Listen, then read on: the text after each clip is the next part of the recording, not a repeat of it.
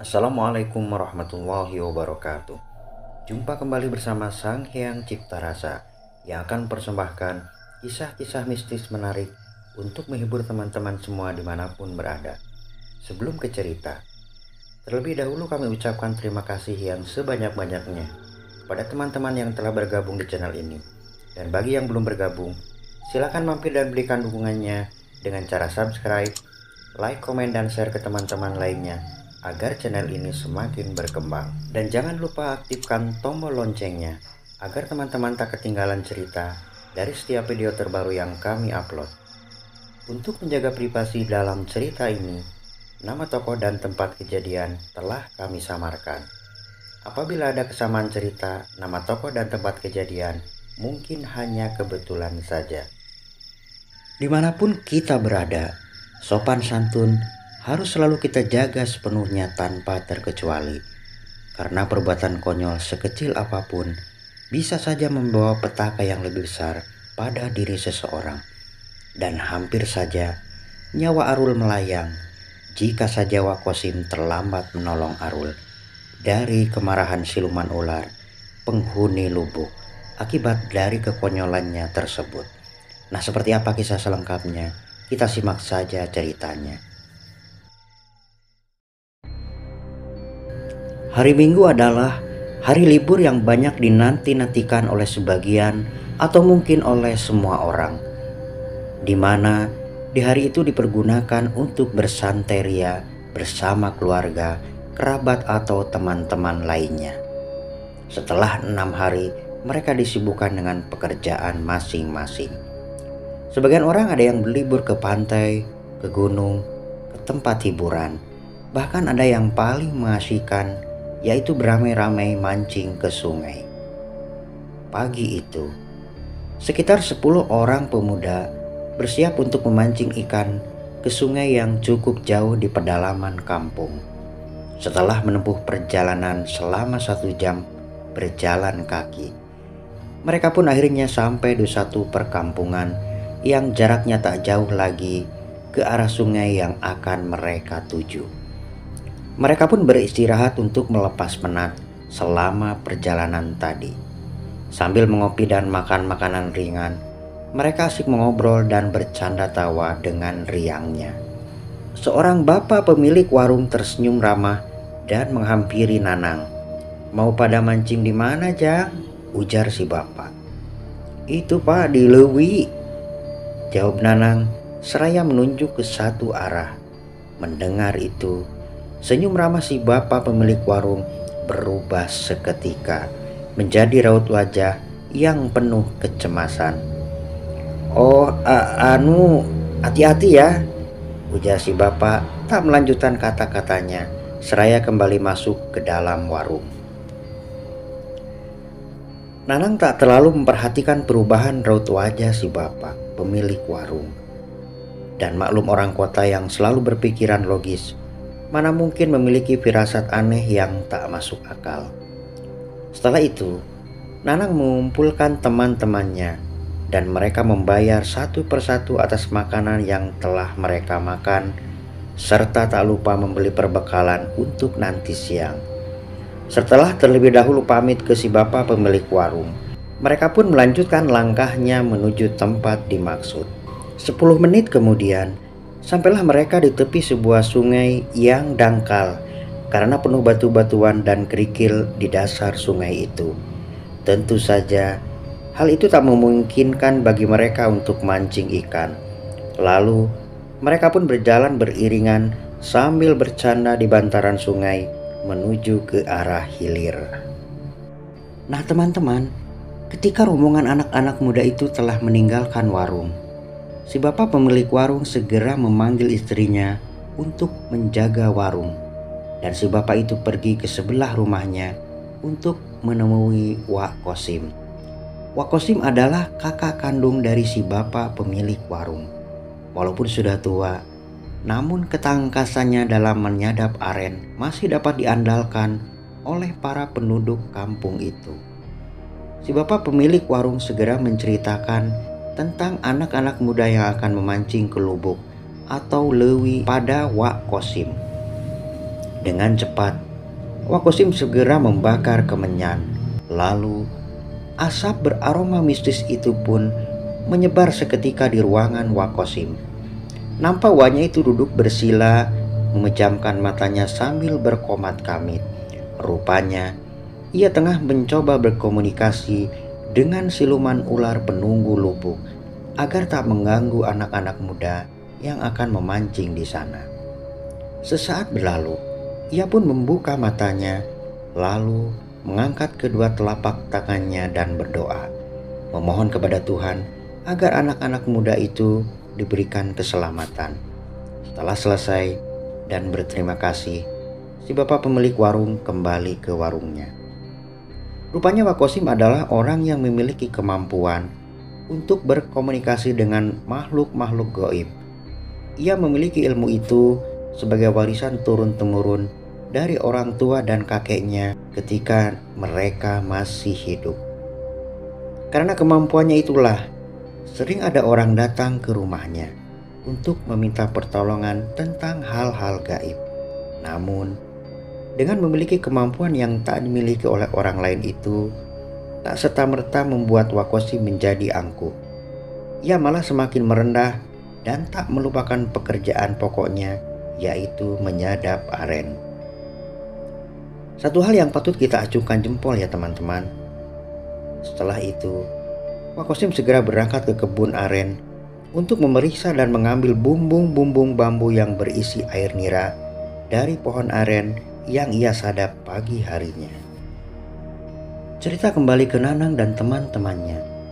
Beberapa menit berjalan, sampailah Nanang dan teman-temannya itu di hilir sungai. Di sana terdapat sebuah lubuk kecil yang sedikit keruh airnya. Aliran air dari hulu sungai mengalir perlahan ke lubuk itu, yang kemudian membentuk sebuah pusaran air di tengahnya, sebelum air itu mengalir ke arah hilir sungai sampai ke muara, yaitu pertemuan antara air sungai dan air laut. Dan percampuran air sungai dan air laut oleh penduduk sekitar disebut air payau. Lubuk itu sebenarnya tak terlalu besar, hanya yang membuat kesan angker adalah di pinggir kanan lubuk itu banyak terdapat batu-batu besar yang ditumbuhi lumut-lumut. Sedangkan di seberang lubuk terhampar luas pesawahan milik warga sekitar. Sekitar tempat itu cukup terang karena tak ada pohon-pohon besar yang menaungi sekitar lubuk itu. Hanya semak belukar yang tak seberapa tinggi, sehingga sinar matahari dapat leluasa menerangi tempat tersebut. Sekitar 100 meter dari posisi anak-anak muda itu, terdapat pohon-pohon aren milik Wakosim yang menjulang tinggi berselimut ijuk tebal berwarna hitam, yang di atasnya menggantung bumbung-bumbung bambu penadah air nira yang menetes. Nanang sebagai ketua tim menyuruh teman-temannya mencari posisi masing-masing. Beberapa saat berlalu, tak terasa matahari semakin tinggi dan tepat berada di atas kepala mereka. Keringat pun mulai membasahi tubuh mereka saat itu. Pandangan mereka terfokus pada kail pancing, takut jika ikan berhasil lolos dari umpan mereka. Dan saking asiknya mancing itulah, mereka tak mempedulikan sengatan matahari yang cukup panas menimpa tubuh mereka. Tiba-tiba terdengar sayup-sayup dari kejauhan, irama bedug duhur dari arah pemukiman warga. Ada istilah warga sekitar, yaitu pamali, jika saat pas duhur berada di tempat itu. Namun namanya anak-anak muda dari kota, mana peduli dengan istilah pamali tersebut. Nanang segera mengaitkan pangkal kail pancingnya pada tonggak besi yang tercancap di tanah. Lalu ia minum daun ngemil yang diikuti oleh teman-temannya. Nanang iseng melempar sepotong roti dekat ujung kailnya. Lalu tak lama setelah itu, ikan-ikan mendekat beriringan ke arah roti yang mengambang itu dan melahapnya. Dan ujung pancing bergerak-gerak seperti ada ikan yang memakan umpan. Dengan cepat Nanang bergerak menarik pancingnya, dan Seekor ikan mas sebesar telapak tangan menggelepar di ujung kail Nanang. Sontak saja, semua orang bersorak memberikan semangat pada Nanang. Beberapa temannya ada yang mengikuti langkah Nanang. Benar saja, ikan-ikan besar pun berhasil mereka tangkap. Arul, salah seorang dari mereka, merasa kesal karena dari tadi hanya mendapatkan ikan-ikan kecil. Apalagi ketika teman-temannya mengejek sambil bercanda, Arul pun semakin dongkol dan menggerutu tak karuan. Arul segera bangkit dan melangkah ke batu besar di pinggir lubuk. Lalu ia berdiri dan melorotkan celana panjangnya, memperlihatkan benda terlarang miliknya pada teman-temannya itu. "Hei Rul, tak sopan kamu," teriak teman-temannya mengingatkan. Bukannya menghentikan aksinya yang konyol, Arul malah semakin menjadi. Ia malah kencing sambil memutar-mutar benda terlarang miliknya itu di hadapan teman-temannya tanpa rasa malu sedikit pun, sambil tertawa-tawa. Air kencing itu membentuk lingkaran yang kemudian mengucur ke lubuk. Melihat tingkah konyol Arul, teman-temannya tertawa seraya menyilangkan telunjuk di dahinya. "Gila kamu Rul," teriak Nanang. Seketika suara riuh tawa anak-anak muda itu mendadak senyap, terlihat oleh mereka semua. Dari pusaran air di tengah lubuk itu perlahan menyembul benda hitam. Lalu benda itu terus menyembul ke atas. Ternyata itu adalah kepala seorang wanita yang sangat cantik, memperlihatkan wajahnya yang rupawan pada anak-anak muda itu. Anak-anak muda itu hanya melongo, terpaku tak berkedip memandangi sosok wanita cantik itu. Kepala wanita cantik itu terus menyembul ke permukaan air. Perlahan-lahan tubuh indah wanita itu terlihat oleh mereka semua. Tubuh indah itu mengambang sampai sebatas perutnya, memperlihatkan sepasang gunung kembar yang tentu saja membuat anak-anak muda itu mendesis, menahan libido yang tiba-tiba bangkit. Mereka tak bisa berkata apa-apa, terdiam sambil terus memperhatikan pemandangan indah tersebut. Namun, senyuman sosok wanita cantik itu berubah menyeringai menatap ke arah Arul yang masih berdiri memperlihatkan auratnya. Tiba-tiba, sebuah benda panjang keluar dari bawah tubuh sosok wanita cantik itu dan dengan cepat menyambar ke tubuh Arul. Arul pun menjerit lalu tercebur ke dalam lubuk. Teman-temannya kaget bukan kepalang, sebab mereka melihat yang menyambar tubuh Arul itu adalah ekor ular yang sangat besar, yang rupanya itu adalah tubuh bagian bawah sosok wanita cantik tersebut. Arul mengap-ngap dalam lubuk itu dan berusaha berenang ke tepi. Namun ekor ular besar itu melilit tubuhnya dan tiba-tiba tubuh Arul menghilang di lubuk bersama sosok wanita tersebut. Sontak saja semua teman-temannya menjerit histeris, "Tolong, tolong, tolong, Arul, Rul, Rul."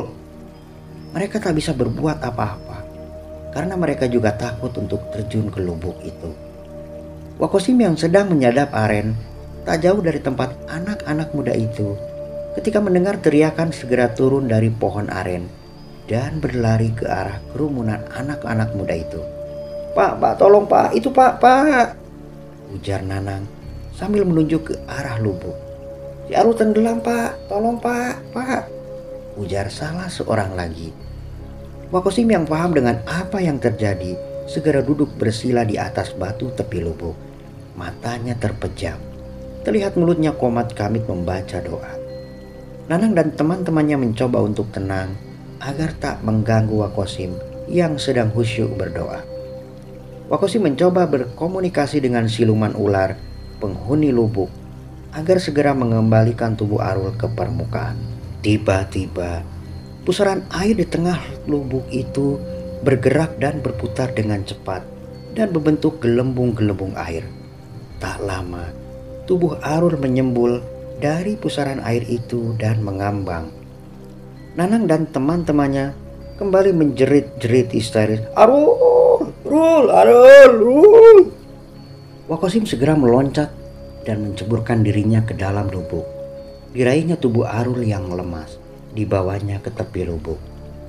Nanang dan teman-temannya segera meraih dan mengangkat tubuh Arul yang lemas ke atas tanah yang rata. Wakosim lalu menekan dada Arul dan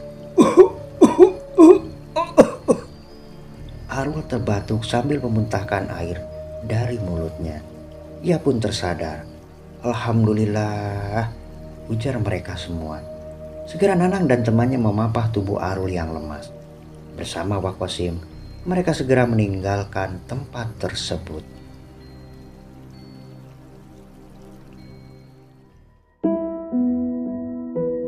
Nah teman-teman, sampai di sini ceritanya. Semoga dapat menghibur kalian semua dimanapun berada. Terima kasih bagi teman-teman yang telah menonton dan mendengarkan ceritanya. Mohon maaf apabila ada salah-salah kata. Sampai jumpa di kisah mistis selanjutnya hanya di Sang Hyang Cipta Rasa. Assalamualaikum warahmatullahi wabarakatuh.